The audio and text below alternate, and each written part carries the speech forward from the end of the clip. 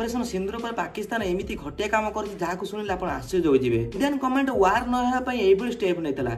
से केवल Pakistan terrorist camp पर अटैक करथिला, किंतु पाकिस्तान एमिति काम कर जहाँ शुणिले आप पागल होइबे। ऑपरेशन सिंदूर देखि पाकिस्तान गवर्नमेंट भारत जम्मू काश्मीर एरिया थिबा पूंछ एरिया रे लगातार गुलीमाड़ करथिला। 9 घंटा पर्यंत लगातार गुलीमाड़ भी करथिला। पाकिस्तान सीज फायर एग्रीमेंट भांगी लगातार इंडियन सिविलियंस ऊपर अटैक करथिला, जहाँ कि बहुत बड़े अपराध अटे। कहीं ऑपरेशन सिंदूर रे इंडियन गवर्नमेंट कौन सिविलियंस को क्षति पहुंचाई नथिला, से केवल टेरोरिस्ट कैंप पर अटैक करथिला।